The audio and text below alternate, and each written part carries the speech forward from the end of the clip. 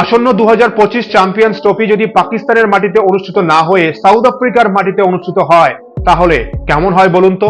হ্যাঁ, এটা কিন্তু হওয়ার প্রবল সম্ভাবনা রয়েছে। আসন্ন চ্যাম্পিয়ন্স ট্রফি নিয়েই অনেক কিছু আপডেট রয়েছে, যেটা নিয়েই আপনাদের সাথে বিস্তারিত আলোচনা করব। দেখুন, আমরা আগেও বলেছি যে ভারতীয় ক্রিকেট টিম পাকিস্তানের মাটিতে চ্যাম্পিয়ন্স ট্রফি খেলতে যাবে না, এবং আসন্ন চ্যাম্পিয়ন্স ট্রফি নিয়ে এই মুহূর্তে সব থেকে বড় আপডেট, ভারতীয় ক্রিকেট টিম আবার বলেছে, বিসিসিআই এর পক্ষ থেকে বলা হয়েছে যে ভারত চ্যাম্পিয়ন্স ট্রফি খেলতে পাকিস্তানের মাটিতে যাবে না। পাকিস্তান যদি হাইব্রিড মডেলে 2025 চ্যাম্পিয়ন্স ট্রফি আয়োজন করতে রাজি হয় তবে তো ভালো, না হলে 2025 চ্যাম্পিয়ন্স ট্রফির হোস্টিং রাইটস দেওয়া হবে সাউথ আফ্রিকাকে। মানে সাউথ আফ্রিকার মাটিতে 2025 চ্যাম্পিয়ন্স ট্রফি অনুষ্ঠিত হবে এবং পাকিস্তানের হাত থেকে চলে যাবে চ্যাম্পিয়ন্স ট্রফি। ডিসেম্বরের 1 তারিখ থেকে আইসিসির চেয়ারম্যান পদে দায়িত্ব নিতে চলেছেন জয় শাহ, এবং জয় শাহ দায়িত্ব নেওয়া মানে তো বুঝতেই পারছেন, এতদিন পর্যন্ত জয় শাহ ক্লিয়ার বলেছেন বিসিসিআই এর হয়ে যে ভারত চ্যাম্পিয়ন্স ট্রফি খেলতে পাকিস্তানে যাবে না। পাকিস্তান যদি বেশি উল্টোপাল্টা বলে, পাকিস্তানের হাত থেকে চ্যাম্পিয়ন্স ট্রফি নিয়ে সাউথ আফ্রিকাকে দিয়ে দেবে এবং 2025 চ্যাম্পিয়ন্স ট্রফি তখন অনুষ্ঠিত হবে সাউথ আফ্রিকার মাটিতে। এবং পাকিস্তানের পক্ষ থেকে এটাও বলা হচ্ছে যে আমরা ইন্টারন্যাশনাল কোর্টে যাব ভারতের বিরুদ্ধে মামলা করতে।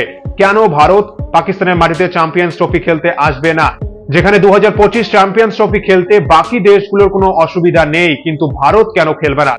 দেখুন, আমরা আগেও বলেছি আমরা খেলতে চাই, আমরা ক্রিকেটটাকে রাজনীতির বাইরে রাখতে চাই, কিন্তু পাকিস্তান থেকে, পাকিস্তানের মাটি থেকে যেভাবে প্রতি বছর জঙ্গি হামলা হয় এবং আমাদের জওয়ানরা শহীদ হয়, সেটা আমরা কখনোই মেনে নিতে পারবো না। যে দেশ থেকে প্রতি বছর আমাদের জওয়ানদের উপর হামলা করা হয় এবং অনেক জওয়ান আমাদের শহীদ হয়, তারপরেও আমরা সেই দেশের মাটিতে যাব। এবং ভারতীয় ক্রিকেট টিম মানেই কিন্তু একটা অন্যরকম উন্মাদনা কাজ করবে, এবং সেক্ষেত্রে চ্যাম্পিয়ন্স ট্রফিতে কিন্তু পাকিস্তানের মাটিতে হামলা হওয়ার সম্ভাবনাও থাকবে।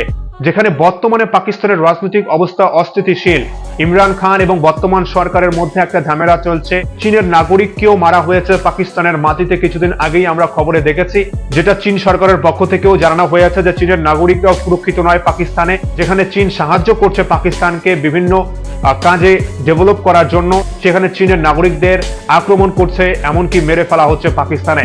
সেক্ষেত্রে ভারতীয় ক্রিকেট টিমের উপর হামলা হবে না এমনটা তো মানা যেতেই পারে না। তাই সিকিউরিটি নিয়ে একটা ইস্যু রয়েছে, তাই ভারতীয় ক্রিকেট টিম পাকিস্তানে চ্যাম্পিয়ন্স ট্রফি খেলতে যাবে না। এটা আগেও একটাই কথা ছিল আমাদের, আবারও আমরা বলবো, চ্যাম্পিয়ন্স ট্রফি খেলতে আমরা পাকিস্তানের মাটিতে কখনোই যাব না।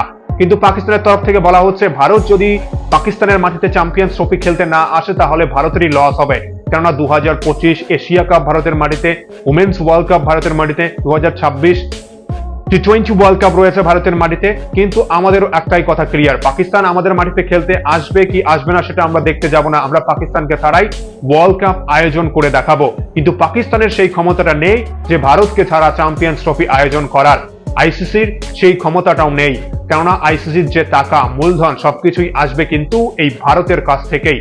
তাই তো একটা কথাই ক্লিয়ারলি বলা যেতেই পারে যে পাকিস্তানে চ্যাম্পিয়ন্স ট্রফি হচ্ছে না, এবং চ্যাম্পিয়ন্স ট্রফি যদি পাকিস্তান আয়োজন করতে চায় একমাত্র উপায় হাইব্রিড মডেলেই ইওই এবং পাকিস্তানে চ্যাম্পিয়ন্স ট্রফি আয়োজন করতে হবে, তা না হলে সাউথ আফ্রিকার মাটিতে হবে 2025 চ্যাম্পিয়ন্স ট্রফি।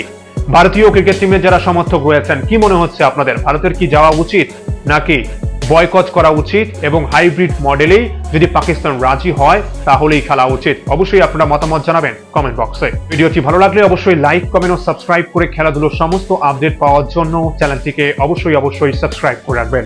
অসংখ্য ধন্যবাদ সকলকেই।